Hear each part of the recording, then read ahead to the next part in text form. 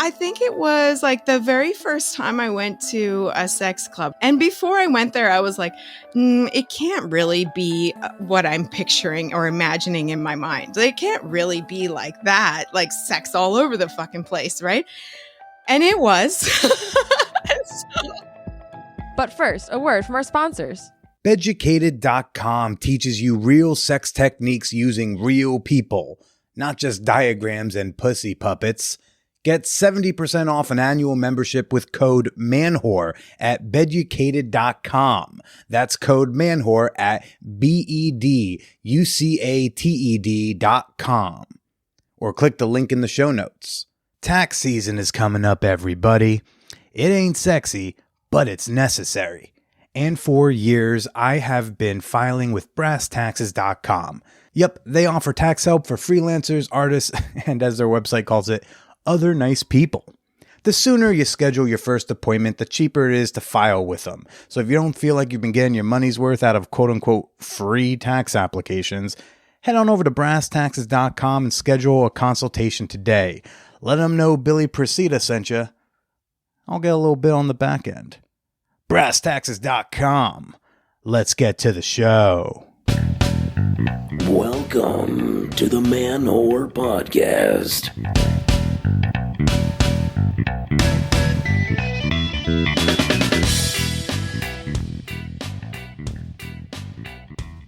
This one goes out to all the cucks, the schmucks, and the guys who just don't give a fuck. Sure, Billy, you can go fuck my wife. God bless you.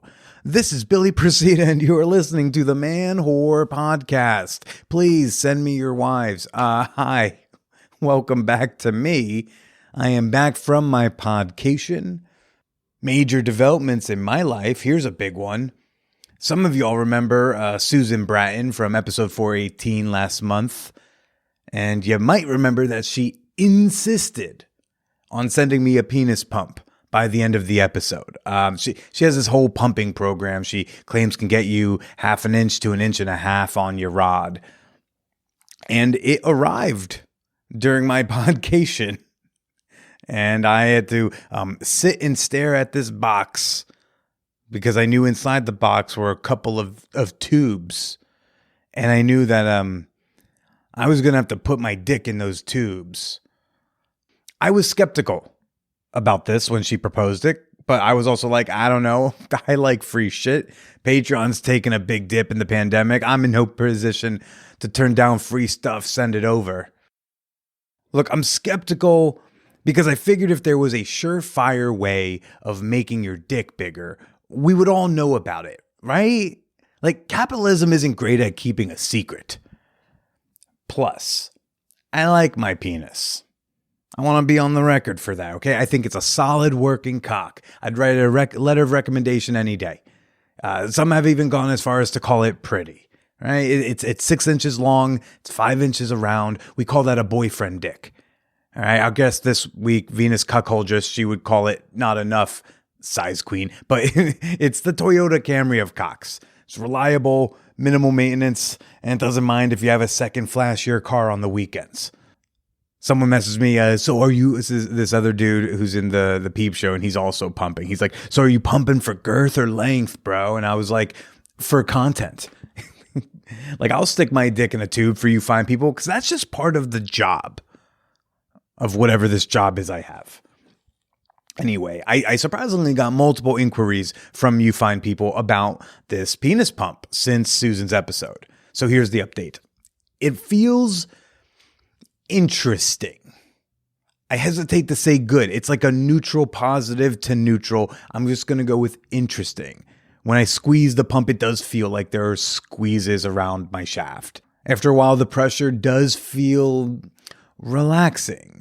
But then at the same time, like, it also kind of feels like nothing. I just pump it up and then read my Frederick Douglass book for a half hour. Most noticeable, though, is the first tube, because there's 2 tubes. So one for just your erection, and then there's the one that you do first, which is for your soft cock and balls. And the big tube, it just kind of, it like pulls my balls up with my dick. So my sack stretches out like 5 inches long. It looks like the German kid from Willy Wonka who falls into the river of chocolate. You know, like I need to call a bunch of Oompa Loompas to help get it out, but we're going to not pay them because capitalism. Okay, so anyways, the sensation, it's kind of cool. So far, so good. Now, you don't know research. Your uncle, the COVID skeptic, he does not know research, okay? None of you know research until you have researched the possible side effects of a penis pump, okay? I've got like a PhD in vacuum suction safety. Truly, I've been looking for any reason to not stick my dick in this thing. All right. I hit up a urologist I worked with on another podcast I produced. I was asking if there were like any risks of using one of these so long as you use it as instructed. And he kept trying to talk me out of it. He was like, hey, Billy, you should love yourself. And I was like, that's never going to happen. But I'm like, Doc, is there a risk? And he said no. I searched message boards for stories of like horror stories of, you know, someone getting infertile or having trouble with erections or like kind of, I don't know, their dick exploding in the tube. I don't know, something about that. You know, maybe it stops working after you stop pumping and you're married to this device for the rest of your life. But so long as I'm not over pumping, apparently no issues. I Googled a variety of SEO terms with penis pump. I was like, penis pump damage, penis pump broken, penis pump ouchie wowie. Nothing shows up.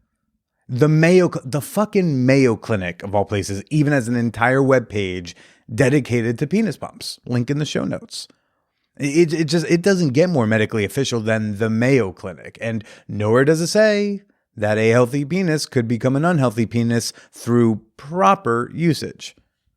Of course, you can improperly use this shit. I've seen some terrifying photos on Reddit of people who are like pumping for 3 hours straight. For context, Susan's program says like I'm doing like 3 pumps for 10 to 20 minutes each every other day. Like, you're not supposed to do this shit for hours.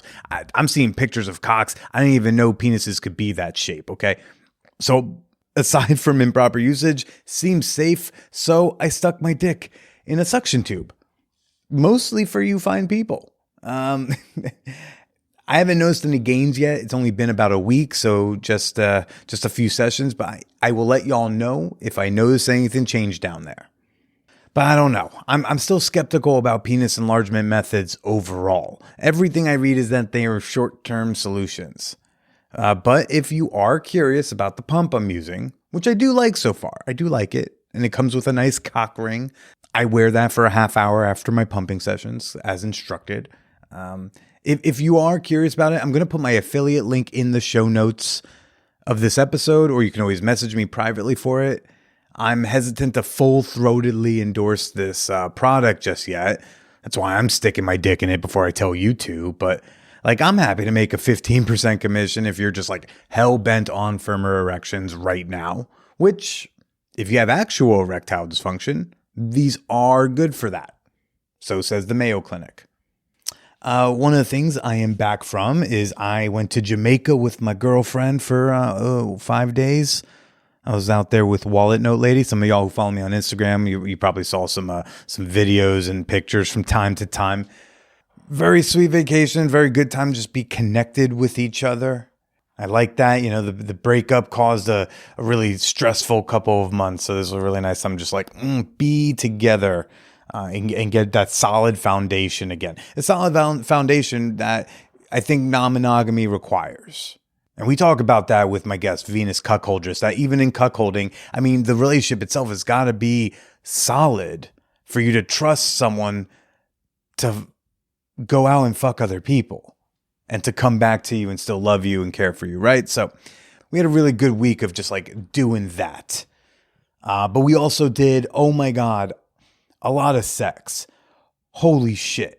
I thought I was going to write like a cute little recap and just like post it on Patreon, post it in the Discord server, you know, read it to y'all real quickly. But then, you know, I started writing and it ended up being like it ended up being almost 3,000 words of a recap. So all my Patreon members this week have been getting a 3-part written series recapping all, and it's a lot. All the sex we had in Jamaica, the different types of sex, the things we got down to. There's a few lovey-dovey sweet bits in there. I think I did some nice writing.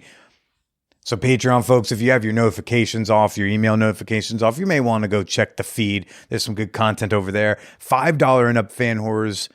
Y'all are getting an audio reading of it this week. If you're one of those freaks who think I have like a sultry voice, then this one's definitely for you. And if you are not a Patreon member, I mean, what are you doing? Like, this is the time. If there was ever a time to give me $2, it is just to read this recap. I wrote it sitting next to Andrea Allen, and she was giving me some eyes. She's like, Persida, hey. And I'm like, hey. And then she barfed because she hates everything that has to do with love and happiness. Speaking of Andrea, by the way, I was just on the Hot Mess Comedy Hour. I just remembered that, so I should probably plug them because they're friends of the pod. So go check out last week's episode of Hot Mess. Super fun episode. It's the first time I didn't feel like attacked. That was nice. And if you want to read my Jamaica trip sex recaps, head on over to patreon.com/manwhorepodcast. Become a member today. Support the pod you love and read some hot smut. Some of the people reading that hot smut are about to get a fan whore appreciation moment. Hey, I want to give a shout out right now to John F. I hope that F stands for fuck, I'm gross. Thank you for supporting the work that I'm doing here, buddy. And I want to give a shout out to Big Man. Hey, Big Man. With a name like that, you don't need a penis pump, do you, Big Man? You need to be hitting up Venus Cuckoldress, I bet, huh? Big Man. I don't know how big or little your dick is, but I do know you got a big old pledge for me on Patreon. Very much appreciated, sir. Thanks for supporting the show. And now I'm back, babies, recording new episodes. I got this great one with Venus Cuckoldress. She hosts her own podcast all about cuckolding, the Venus Cuckoldress podcast. Very, very simple title, very straight to the point. I like it. I heard her on Dan Savage's Lovecast a couple weeks ago, and I was like, oh my gosh. I got to talk to this lady. This is awesome. I got to warn y'all, I was a little bit on edge when I started this recording. Something happened about like 45 minutes before this all went down. And I explained it right away in the beginning. But just, Billy's going to have some weird energy on this one. And there's good reason to. Luckily, everything worked out. Everything was okay. Let's go chat with Venus Cuckoldress. I texted my girlfriend earlier today. I was like, I don't think I've been paying enough attention to your outer labia. And I said that because I had just finished watching an 11-minute yoni video on beducated.com. Yes, my sponsor this week is beducated.com, the online adult sex ed platform. I swear to God, this actually worked. I did this today before recording this. I watched an 11-minute video like showing me how to like massage a vulva in a whole new way I've never even thought about, okay? Because like the first tip was just like grabbing an outer lip and then just giving it like a straight up massage, stroking it, palpitating it, just kneading into that outer labia, and then to do it on the other outer labia, and then to do it with the inner labia. And then there's a little trick called the piano fingers. You're gonna have to see the video to understand what that is. And then it showed me how to like just grab that fucking clitoral hood and really mess with it and really like stroke everything in the right direction. All of this, by the way, I'm not even messing with her clit. I'm not rubbing her clit directly. I'm not touching it. I'm not licking it. I am just like giving her pussy a proper pussy massage. I spent 11 minutes watching this video. I went over to my girlfriend's. I spent like a half hour massaging her pussy. And then I just kept watching her look at me with big wide eyes like, what the fuck are you doing? She's like, I just feel warm all over my body. And then when I just had her amped up enough from like these tips from this one video I watched on Beducated, okay? Then I did that thing I do with my tongue where I just, go to town on that clit. What I love about Beducated is it's so many of the courses, they show you how to do stuff like on real live models. If you take the Lingam penis massage course, right, they're going to show you the techniques on a real cock. All right. I watched them yoni it up on this vulva, like on a real vulva. It was incredible. What one video, the skills one video gave me. I could not recommend this platform enough. Okay. Beducated has been a sponsor in the past, big fan of the site. And they hit me up because they were like, look, Presida, we're going to give the fan whores a very special deal because like we know they love good sex. We know that the fan whores want to have better sex. And this is the place to go if you want to learn how to have better sex. So they were like, we're going to make it more affordable for them. They said they're going to give you 70% off their yearly pass when you use coupon code MANWHORE at beducated.com. Okay. Not only that, if you're not ready to spend the money just yet, you can get access to all of the Beducated courses for 1 day for free, a 1 day free trial with my code. But if you do the 70% off the yearly pass, that brings down the cost to $7.99 per month. That's insane. It's going to be under $100 for the whole year, but only when you use my promo code MANWHORE at checkout, or if you click the link in the show notes of this episode. That's the only way you get the special deal. They got stuff about online dating. They got stuff about confidence. They've got courses about STIs if you're feeling nervous. I mean, truly, this is a comprehensive adult sex ed platform. And their video modules are just top notch. I love the interface. Like, I love everything about this site. So again, go to beducated.com, beducated.com. Use promo code MANWHORE or just click the link in the show notes. Now let's get to the show. On edge. I just like 45 minutes ago had a thing. So, you know, I'm just gonna, my girlfriend has a job where she has to give presentations on like a regular basis, and it's in person and virtual. So it's like hybrid. And she's warned me as like the presentations that start again in the new year. She's like, during this time frame, like this hour and a half on these days, do not send me any smut because I don't want it to pop up like a thing, because she likes dick pics. She likes unannounced dick pics. I was like, that's so rare for me to be asked for, so I'm happy to oblige. And on last Monday, she said, "Hey, don't forget, don't from this to this." I was like, "You got it, babe. I'm reliable." Last Wednesday, she's like, "Hey, remember this time, right? Don't do it." And I'm like, "Babe, I got you." And then, you know, she didn't tell me today because like I'm supposed to listen and take things in. And then I sent her something in the cock ring, and then half hour later I looked and I was like, oh wait, fuck, she's doing the thing. Oh no. Oh fuck I can't even like call and apologize because she's still in the thing. I don't even know if she's angry. I just sent the most falling on the sword text, you know, like, babe, that's my bad. You trusted me. You told me the thing. I said, I got you. I didn't get you. Fuck me. She was like, it's okay.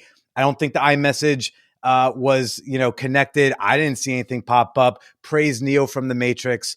So I wanted to like come into this interview like nice and relaxed, but like I feel like, you know, like when you almost hit a car, like you almost get into a car accident, but you don't. Yeah. That's where all my nerve endings are right now. And I had to clear that air.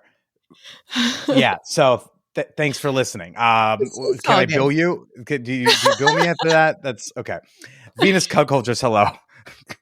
Very Hi. anxious way to meet you. Did you have a good cuck week? Oh my goodness. I had a great cuck week. It was busy as fuck, but it was amazing. Amazing. The first cuck week ever, and it was incredible. So yeah, it was great. Yeah, I didn't realize this was the first cuck week. I heard you on Savage Lovecast last week, and I was like, oh wow, have I been missing this? Because I didn't miss Steak and Blowjob Day. That's in the calendar on annual repeat, right? But I didn't. I was like, have I been missing out? Am I a fraud? But you said this is the first ever cuck week. Yeah, and it was organized within like about 30 days beforehand. So it was put together really quickly, and we just kind of went with it. And it was like, boom, Cuck Week is here. And everyone was like, wait, what? I didn't get the newsletter. What was Cuck Week? How do you celebrate a Cuck Week? So Cuck Week came about because it was originally because the Insatiable Wives book, which is the book that's about cuckolding, written by Dr. David Lay in over Friend of the 10 years. pod. Yeah. And so he wrote that book, and then it's now available on audiobook. So that was kind of, they wanted to do like a Cuck Week kind of thing around that launch. And as soon as some of us in the lifestyle got word of that Cuck Week, we're like, yes, let's do it. And we just like ran with it and had so much fun with events and everything like that. And it turned into some big, huge thing. So there you go. Well, Give us an idea. We will run with it. how did you personally celebrate Cuck Week? What was your way to celebrate the festivity? I was helping out with some of the events, hosting some of the events and assisting with some of the events. And my whole idea about Cuck Week was obviously to celebrate the release of the audiobook. But what I really wanted to do with Cuck Week was to use it as an opportunity to share my love and appreciation for cuckolds, which is an aspect of messaging that's not heard very often or hasn't been heard at all or often. So that's what I really wanted to accomplish with Cuck Week. Cuckolding, I feel like, was like little known for a while, and then kind of the alt-right, the bros, the libertarian guys, the Bitcoin boys. I feel like they all kind of co-opted the word cuck. But I feel like they're all cucks too, but won't say. So I feel like the cucks like rebranded the word cuck as this weird insult. But before that, it was just this fetish that was out there in the ether in the world. Why are cucks getting such a bad rap all of a sudden? Yeah, so you're right. It has been a slur or derogatory term that's been adopted over the last few years, especially in politics. And so that's kind of why I wanted to change the messaging as well, because there is that aspect to it where people use it as a slur, and it's not really cool. But at the same time, the interest in cuckolding has just exploded to the point where I read somewhere that it's more popular in internet searches or porn searches than swinging anymore. So there's like cuckolding is the new swinging. I don't know, but I believe it. Why would you think that is? Because I know it's like a major popular. Dr. Justin Lehmiller says he's like basically like half of dudes who like fuck women imagine their woman with another man. Yeah, I think there's a couple of aspects to it. I really do feel like there is some sort of biological response within men that happens when a man thinks about his wife or girlfriend sleeping with another man. There is some sort of response there that is a huge turn on, but also jealousy. And the jealousy factor can get in the way of that. And so there are some guys who can process that kind of jealousy in a really good kind of way, and there's some guys who can't.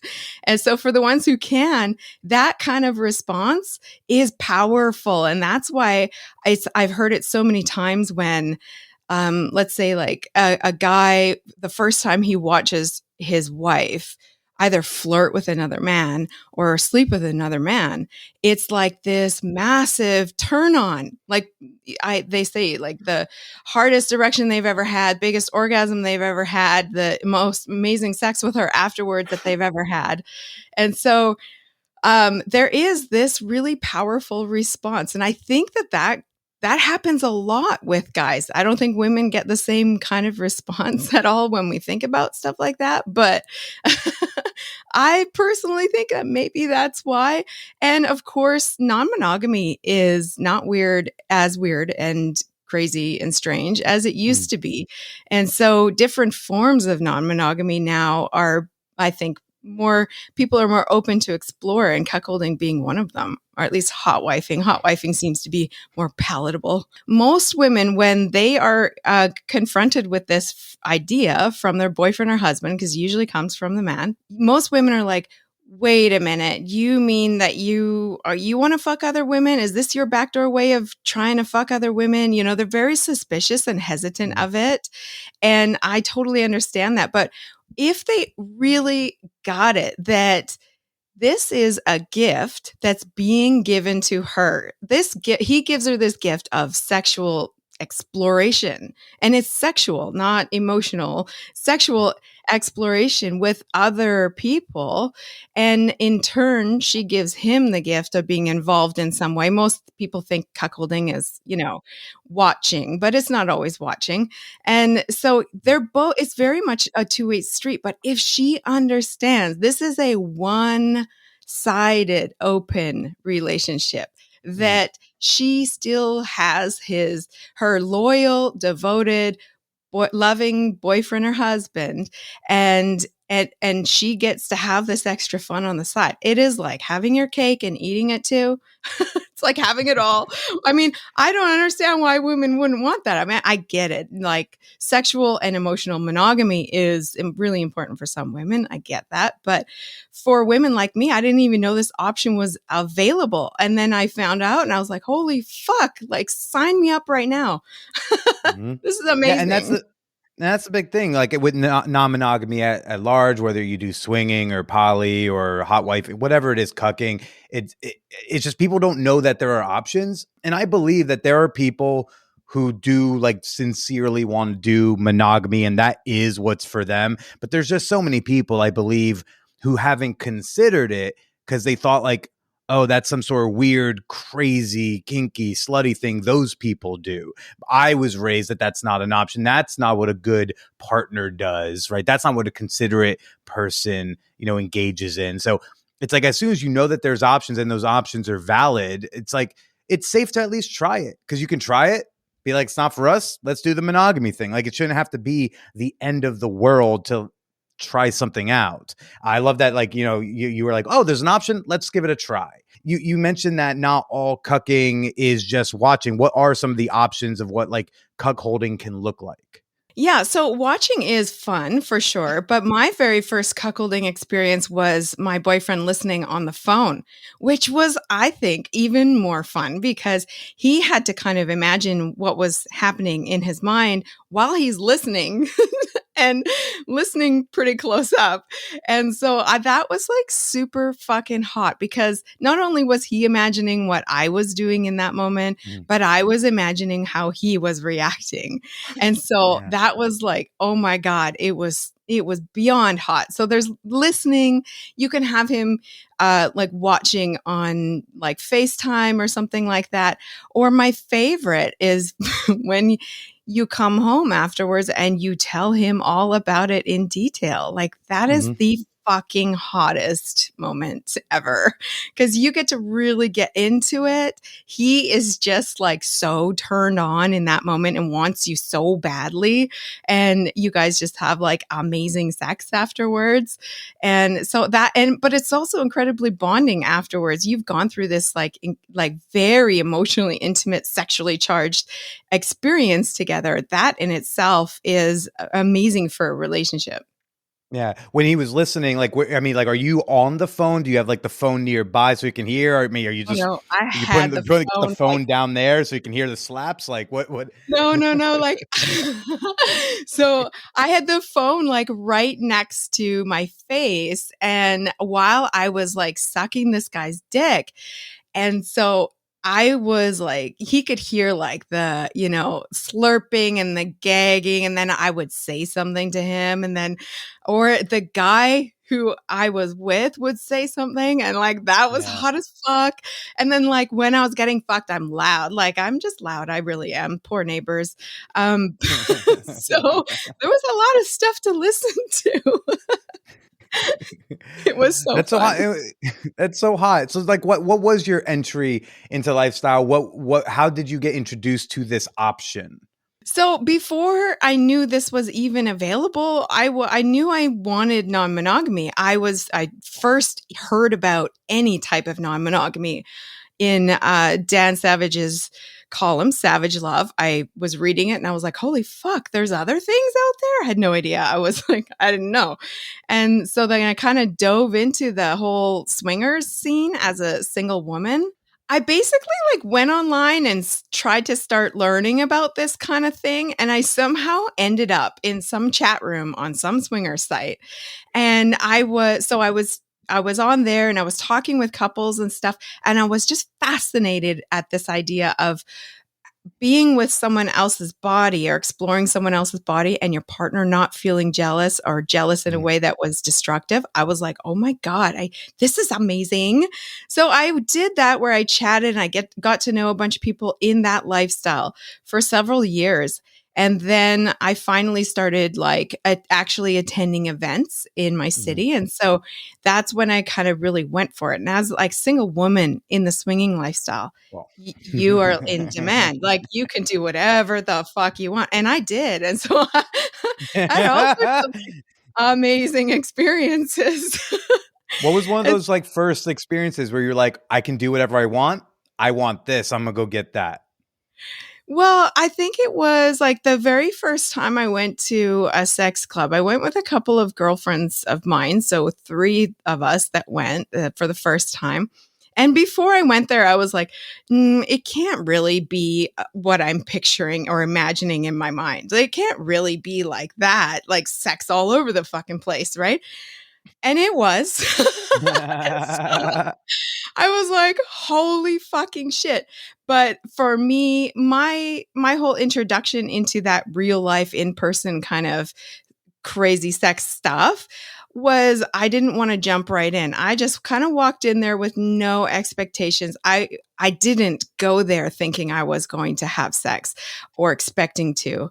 And so I actually, it was like maybe 3 or 4 events until I actually did something with somebody because I really kind of wanted to just take it all in. But the house parties, those private house parties, holy goddamn. Those are fun too. But it was like I realized pretty early on that I do really enjoy being watched. And so I kind of like all of these things, the non-monogamy, the like to being watched and stuff, like being the center of the attention. That kind of all made it so that when I did finally learn about cuckolding, it was perfect for me. Absolutely Yeah. perfect. What was it like that first time you came in front of like a group of people? That first time you had an orgasm and like, there's a bunch of people who can see you. It was so funny. Like, oh my God, I was at this sex club and there was like the orgy room with like the mattresses all over the place and stuff like that. And there was people fucking kind of all over the place. And I was with this guy. Oh God, he fucks so good. And he he was fucking me. And of course, like I said, I'm loud as fuck. So he was fucking me into oblivion. I was just like, so, I was out of my mind.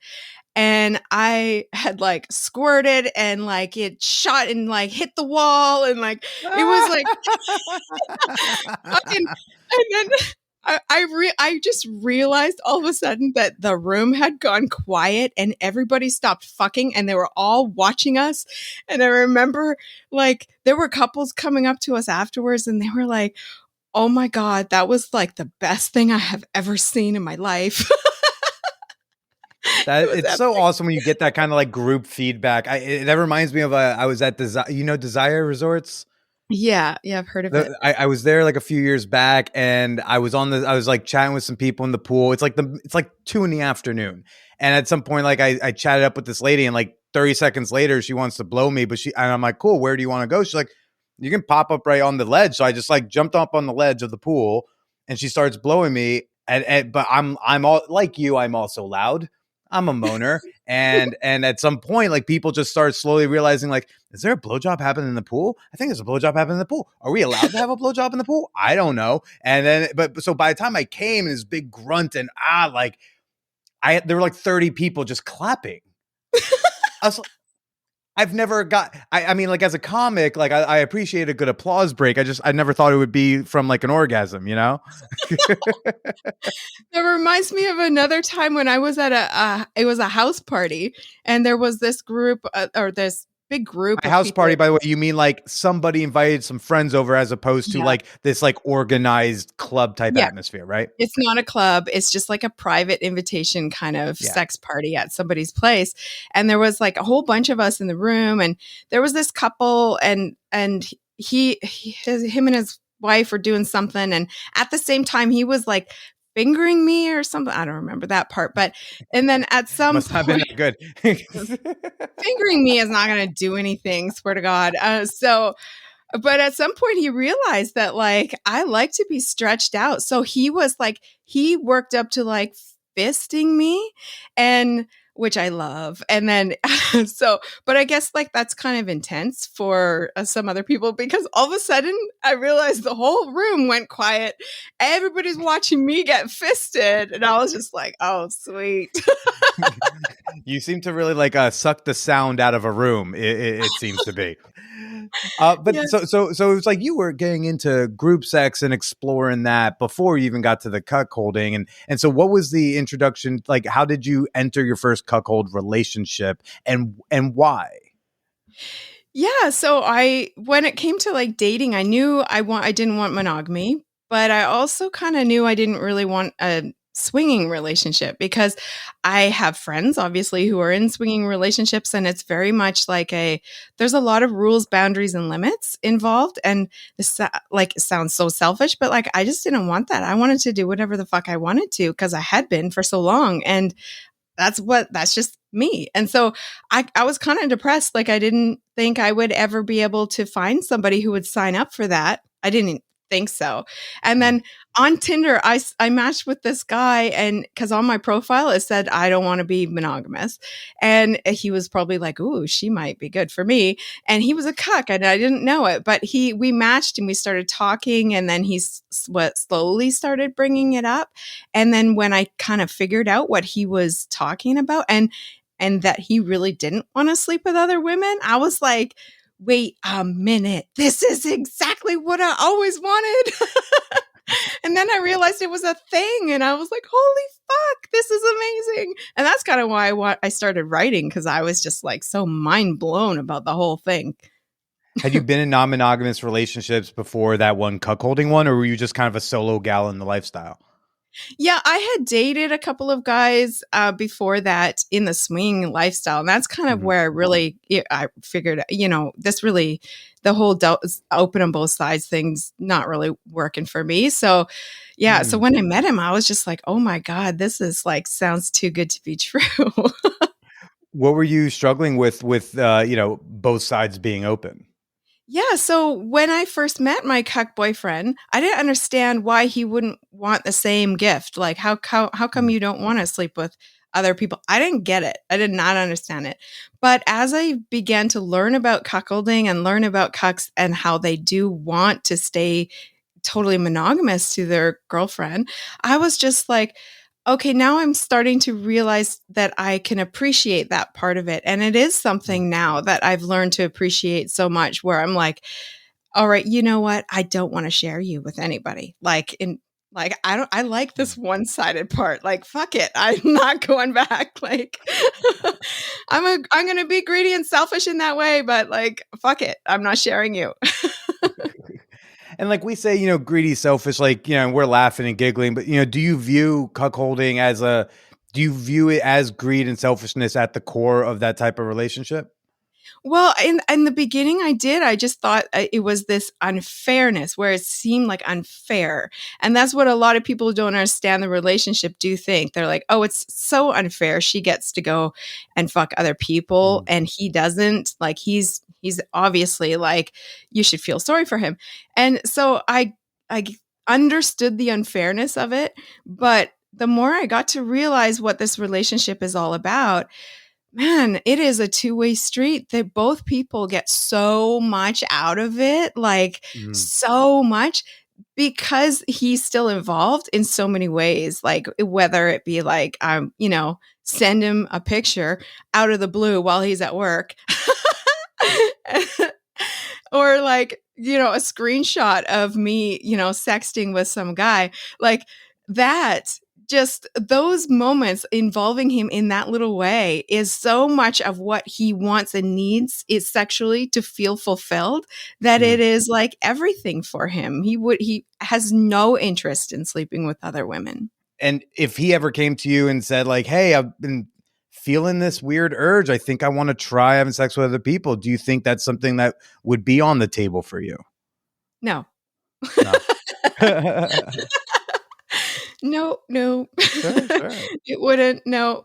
But I haven't really met any cucks who have expressed that desire. So I Sure. really do think that this is something very unique with men who identify as a cuck.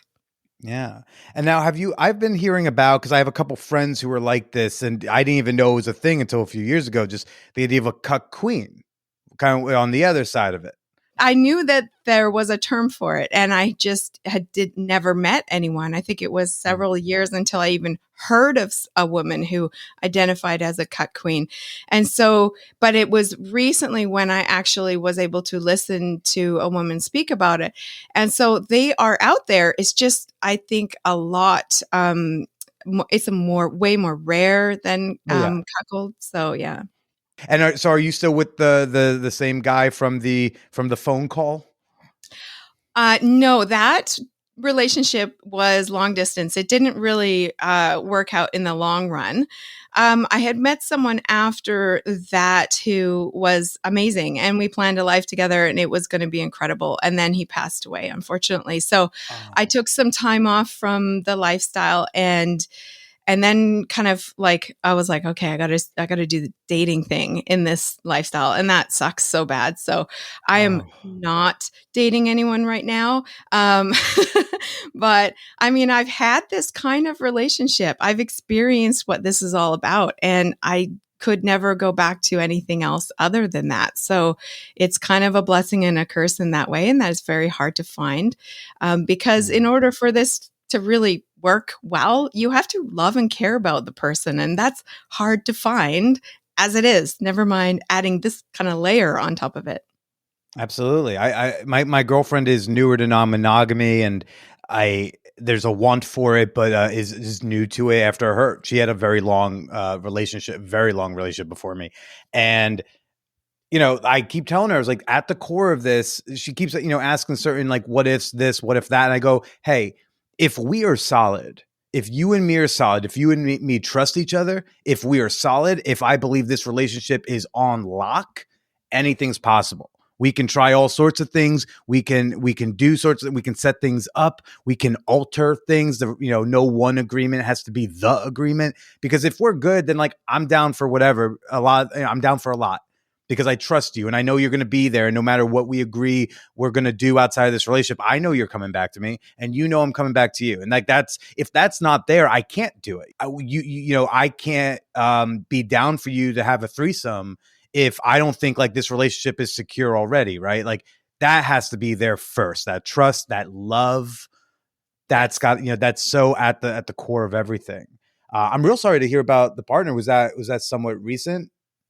No, that was several years ago now. Mm-hmm. But yeah, that was pretty devastating. Sucked. Yeah. I mean, whether you're non-monogamous or monogamous, that's hard to get back into any sort of dating routine, and it's something a lot of people can relate to. What was that like to finally say, I guess I'll do this dating thing? Like I can't even imagine. Yeah, I was not excited about it. And unfortunately, like in this kind of lifestyle, there's a lot of shame that a lot of cucks have. Shame and self-loathing because they have these fantasies and stuff like that. And so if trying to find a guy to date who is not going to, back out and ghost at the last minute because he's scared is really challenging. So there's, dating has sucked. It's absolutely sucked. Did you, did you find like anyone who was like, was there like a successful first after that felt you like, okay, there might be some hope on the other side of this, or has it just been shit? Plus this pandemic. It's been shit. Let me tell you, it's been awful. I mean, I have dated here and there, but like it's been very few and far between. And for a long time, I just was like, forget it. I'm not I'm just gonna enjoy this lifestyle with like the people who are in it, and with my podcast and stuff like that. But the dating thing was so awful. Like, I have been ghosted on at least 30 times, at least. Yeah. Like, I expect it now. It's just so shitty. And it's just like it just twists because like that's shitty in the normal world, right? It's like, That's why I'm like, man, for single women, there's barely any single women who are out there looking for this kind of relationship. And it's partly because dating is so shitty. Like, in order to stay with it, you have to be so dedicated to wanting this. Like, I know I can't have any other kind of relationship, so I'm sticking with it. But man, I have fucking quit so many times. I've been like, this is bullshit. Like, yeah. I'm done. Was there any signs for you that made you think like it might be time to give the dating a try? Like, I know a lot of people, there's just so much hesitation after grief, after loss, to even like dip the toe in. Yeah, it took a long time afterwards for me to get in the mind frame of dating. And like, I just didn't want to. I took so much time off after that happened. But I was able to write in my blog, and that was kind of therapeutic for me, and then to have friends in the lifestyle who I could talk to. And of course, my friends in my personal life as well, who were there for me, thank God. And so, I mean, I was able to kind of process everything that had happened in a healthy kind of way. But it took a lot of time. And when I did start to kind of think about dating, it wasn't like I had to go and reach out and look for guys, because I am a single woman in this lifestyle. I mean, they find me. So it was like was always getting guys messaging me, all the time, which doesn't make things any easier, let me tell you. So how there's the fake the fake dom, right? The shitty fake dom, and then there's like a good, proper, ethical, responsible dom, right? So how do you tell the difference between like the shitty, probably fake cuck who can't actually handle it, and someone like who's got their shit together and this is for them, or probably is for them if they're newer? Like, how can you what are some of the warning signs or the signals? Well, okay. So yeah, I've, like I said, dated over the years. It's been so shitty, and I've learned a lot. And I wish I knew back then what I knew now, because now I know how to spot them easily, whereas before I didn't. And so for me, the red flags for cucks are when they are hyper focused on the fantasy part of cuckolding. And that's 95% of the guys who message me, where they start out their message with, hey, and then they talk about their ultimate fantasy, or that they love my fantasy, or that they want to do this or want to do that. And it's sexual, like it's sexual. And I get it. I understand why they do that. But what I think is a green light is when a guy wants to get to know me as a person first and foremost. And that seems so obvious in dating, but this is lost in the cuckold dating world. It's lost in the entire dating world. It's it's weird thing. If you treat women like people, they tend to be way more interested. So strange. Right? So yeah, that's what I look for, is for a guy who actually shows interest in the building a relationship part of it, and is not afraid to trust me. And because what I said before about how like guys they carry a lot of shame, they also are absolutely fucking terrified of anyone in their life finding out. This is like the end of the world if somebody finds out that they are into this kind of relationship. And so when you're trying to get to know someone online anonymously, they don't want to show you a picture. They don't want to tell you where they live. They don't want to tell you their name. They don't want to tell you anything. And it's like, I get it. You're fucking scared, but like, you have to trust me. Like, how the fuck am I going to get to know you? Like, it's like swiping through Tinder on blank profiles. Like, how is that helpful? Which there are too. Like these seem to be also things that people who aren't even into this lifestyle. I mean, you can apply this to the normal dating too. Like, if they're super guarded, they don't want to share a picture, they don't want to, then fuck off. Like Yeah. I see these. I'm a big Reddit hookup guy. I love Reddit as my replacement for Craigslist. R.I.P. I miss you so much. Yes. Oh, I miss it too. Those were the good days of the Reddit gangbangs. The college was fun. So, so like on Reddit, you see these profiles, it's all throwaway accounts and like 2-line posts or responses. I go like, look, I get you're scared of somebody finding out that you want some sex or whatever type of the sex it is. But at the end of the day, it's like whoever responds to your ad, like they were there too. And there's so many other people who are going to give more of their info. Yes. It's also weird because I feel like everyone thinks their job is way more important than it is. I know. I'm like, you're not that special. Nobody gives a fuck. And this is what pisses me off the most, because I have been out there talking about cuckolding, putting myself out there. I'm trustworthy as fuck. Like, I'm not going to try to extort you. Like, why the fuck you got to not trust me out of all people? Yeah. That pissed me off so much. Anyway. It's so far. Are there any other like big red flags or things people to look out for in addition to treating you like a human and, I don't know, having a photo? Real bar nice and low out here. Are there any other signs of someone who's got really good cuck potential? Well, for the guys who have experience in this kind of relationship is definitely something that is of value, because they understand what it's really like to go through it in real life, to process those emotions in real life. I mean, watching cuck porn for guys is like, oh, it's hot, it's a turn on and whatever, but you're not in love with that person. Like, this is something is entirely different when it's real life and you're watching the person you love and you're dealing with all that cuck angsty kind of feelings that's so hard and uncomfortable and yet such a turn on. Being somebody who's already experienced that, oh my goodness, yes, that is definitely worthwhile for sure. Mm-hmm, mm-hmm. Now, in non-monogamy at large, like there's going to be negotiations of like, how are we structuring this relationship? Are we playing together? Are we having our own dates? Are we romantically dating? Are we not? Is anal just for us? All that, you're trying to figure it out. And so within cuckolding, because there's so many different ways you can do it and ways you can set it up and scenarios you can have.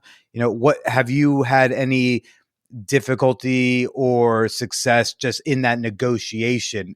Oh, I'm cool you fucking other guys, but only one at a time, no gangbangs, right? Like, I gotta imagine these are like questions that have to come up at some point. Yes, there's a lot of, and that's the thing. Going back to what you were saying about this relationship, any relationship in non-monogamy has to have a high level of trust and love. It also has to have a high level of communication.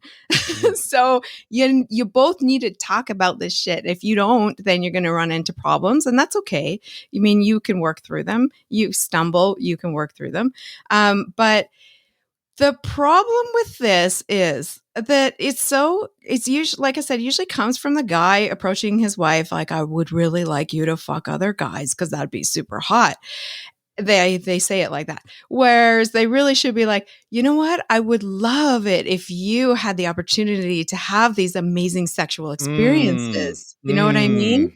That is so much more realistic of what it's like. Fuck the fantasy. Let her actually build and grow and explore in her own sexual person. And that's an opportunity that women don't always get very often in life, which is a fucking tragedy, because I clearly explored my own sexuality to the highest levels. But I feel like, it's shitty if a woman is not able to do that. So if he approaches it in that way with her and then gives her, this is so important, gives her the reins, like whatever she wants that to look like is up to her. However, or soon she wants to do it is up to her. And if she doesn't want to fuck another guy, but she flirt with them, that's up to her. You know what I mean? Like this, unfortunately, the boyfriends and husbands are so fixated on their fantasy that they fail to recognize that this is really about her. I call them like the mini Spielbergs because they just want to direct this whole thing. Where, you know, they're like, "Oh, I want it to be exactly like this and this and this and this." And the woman is literally just like standing there with all this pressure on her shoulders to perform like she's his personal porn star in this fantasy, and that she's got to like, you know, live up to all of his expectations, and not just Or you his, let but him down. yeah, like it's shitty. Don't do that to your wife. Don't do it. Oh yeah, I love that you said like you showed such a stark contrast between the two ways to approach it. One is, "Hi, this is my fantasy. I need you to help me get my fantasy." And hey, like I'm interested in this type of thing. I think this would be really cool. What do you think? And how would you want to do it? You know, because I think Exactly. because even when I first asked you the question, I was thinking more about the cuck's boundaries. I was thinking about like how you negotiate like the extent to which he's going to be comfortable. But to your point, so much better to start with how would you want to do this? And then if you start hitting something past my boundary, I can speak up. Yo, yeah, maybe it'd be cool if I got I got gangbanged by some guys. Ooh, babe, I think that actually might be a little too far for me. How about maybe two, right? Like, how about you go up a threesome? Oh, yeah, cool. Maybe that could be fun too. Great, like because it's not just about his fantasy, but he's got boundaries, and it's about what she's gonna want, how she wants to experience it. So I assume you don't want to feel like a prop for somebody else's, get off. Exactly. And the thing is to keep in mind that a lot of guys don't think about is that cucks have been watching cuck porn for years. And like, this is how they love it. Like, they know what they like. They already know what turns them on, what doesn't, everything like that. They've got all these scenarios in their brain. Oh, I'd love this. I'd love that. Whereas when the I need woman, this lighting. Oh my god! Sorry, yes. just the mini Spielberg is so funny. That's so good. But but when he brings this up to her, she doesn't know what turns her on about this fantasy yet. She can't picture it in her mind yet. All she's going is like, okay, what is this you want, this kind of thing. And so it really needs to be up to her. So the guy easily can get so carried away with what he has been thinking about for years, and she's like, really? Like, I don't know. I like, hold on. Yeah. Yeah. Before you give me like, the script, how about let's decide if I want to even do this movie. Right. Type Yeah, of thing. Yeah. yeah, yeah. Something that I'm guessing is an issue in the cuckold world. I'm sure on the message boards, there are discussions. I'm just guessing, but the role of racial fetishization within cucking, because I see the ads I see on Reddit and whatnot, and I remember the old Craigslist ads. A lot of the wanting my wife to fuck a BBC. I want my wife with a big black man. I got him. Is that a topic that's discussed within your world? Yes. And there's been a lot of discussion around this within like the last year or two, which is great because I feel like if there are people in this lifestyle who are fetishizing Black men, but in a way that is not treating them like a human being, then that's not okay. Like, fuck that shit. You can fuck off. You can, there's no room for that in this lifestyle. Um, but I'd never come across anyone who acted in that way, so it was a bit of a shock for me to find out that there were some really shitty ass fucking people out there who were being shitty to Black men in this lifestyle. Because all myself and all of the women who I know and who I've met over the years, it's been quite the opposite. Like, we absolutely love and adore these men in our lives, and would be upset if we lost them in our life. So, but yeah, the interracial aspect is fucking huge in cuckolding. Like, every episode I've ever done on it has been like massive. Like, people just really want to learn about interracial cuckolding. There's a massive appeal to it. And I don't know, I've heard from some guys, some cucks who have said, who are Caucasian cucks, who say, Mhm. I prefer interracial cuckolding because it's almost like he sees this Black man as someone he can just never be. Whereas if it was like another white guy, he would like could picture himself in that situation. And so I was like, oh, that's fascinating. That kind of makes Mhm. sense in my brain. I get that. Well, Venus, thank you so much for taking some time with us. Thanks for chatting. You've got a great podcast yourself. I was listening to an episode this morning. So you're telling your cuckold stories and having guests on talking about their cuck experiences. Yeah, so as I'm in the second year now, just finished the second year. The first year was entirely just me talking. Like I was so scared to Mhm. have anybody on. I was like, no. Like I'm good at sharing my story, but I'm not good at asking the questions. And so it was Aw. just me every episode, and how people really enjoyed listening to me go on and on about it, I don't know, but they did. And so, but last year I started bringing guests on as well, and it could be like, you know, experts in the lifestyle. It can be cucks sharing their stories, which is very important, but also more important is the women sharing their stories. Mm-hmm, mm-hmm. Okay, well, and what's the name of the podcast, and where can they find you and all the wonderful things you're doing, and where they can keep the notifications on for next year's Cuck Week? I know I don't want to miss it. Yes. Oh, it's going to be big next week or next year. Don't you worry about that. It's going to be everywhere.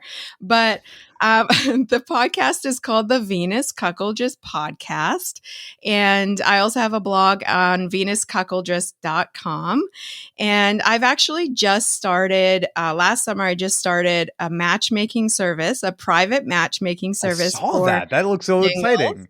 Yes, it's called Venus Connections. It's at venusconnections.com, and it's completely private. So people don't have to be scared about discretion and stuff like that because it's all behind a privacy wall. It's not a dating app. You don't actually sort through profiles and stuff like that. So How do if you you want connect to, people? oh, so basically, like, okay, they have to do a 3-week course to get through the program. Okay, a Okay. course. Yes, I'm fucking serious about this shit. And then they have to have a 1-hour interview with me, an hour, Okay. and then With both the men and the women? yes, both men and women. Wow. And if you're shady at all, I'm going to kick you the fuck out. So, and then I have matchmakers who then go through and figure out who would be a good match for each person and then arrange some dates for them. So it's been amazing. It's long overdue needed in this lifestyle. So but yeah, if you want to learn about Cuck Week or if you want to follow me, you can see or you can follow my Twitter. It's at Cuckoldress V. I'll post all sorts of stuff about Cuck Week next year. That is incredible. I've had a lot of fun following her already, so y'all should too. Venus, do you happen to have like an extra maybe 8-10 minutes? I didn't get to ask you about bulls. I'd love to do a little bonus episode if you got the time. Totally cool if you don't. Yeah, I got time. I'm good. Okay. So Patreon people, you can hear. I'm going to ask her about kind of bull etiquette as someone who's been that third from a time to time. I'm very curious about that. I know we didn't really get to it, but for now, everybody go check her out on the places. And Venus, why don't you go ahead and say goodbye to everybody? Thanks for listening to me, and thanks so much for having me.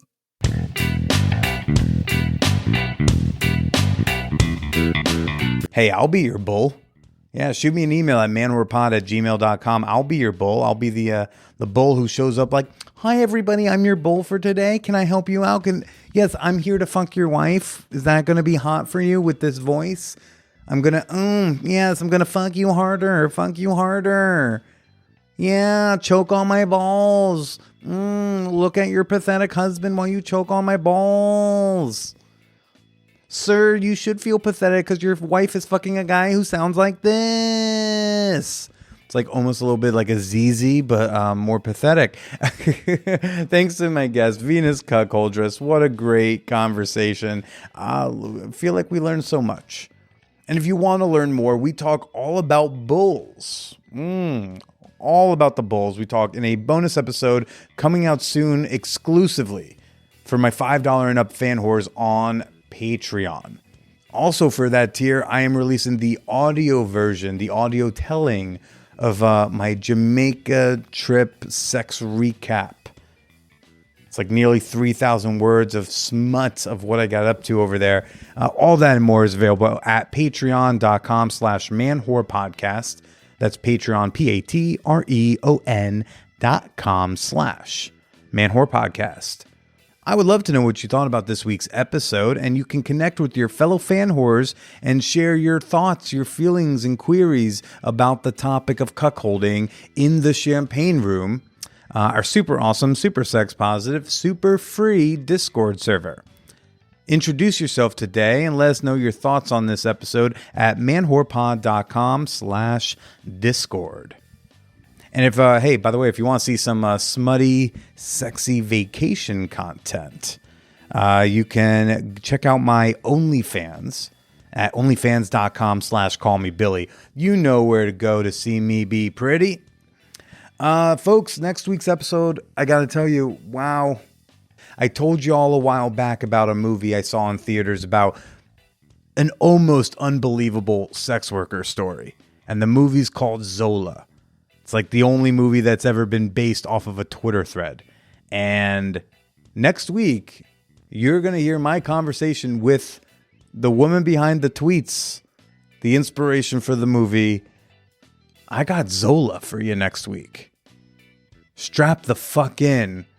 Make sure you hit that follow or subscribe button and stay slutty.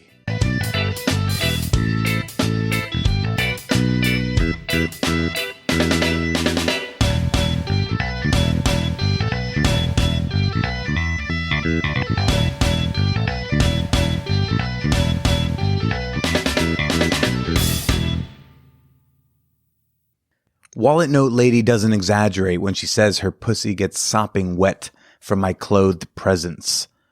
When I grab her cunt at the top of her co-op staircase, my fingers always slip through her lips. It may be horny hubris to say that we have a lot of vacation sex in the cozy confines of Brooklyn. Vacation sex is animalistic and uninhibited, with newness and disregard for bedsheets and neighbors. Please don't hate me, but the last 8 months having sex with Wallet Note Lady has felt like vacation sex. Primal urges complete with unplanned drool have dripped from grimaced concentration. I've spilled seed in a variety of rooms and rooftops with her, so though our trip to Jamaica blew my mind, the only difference in the sex is that we could hear the Caribbean Sea from our bed. Tuesday.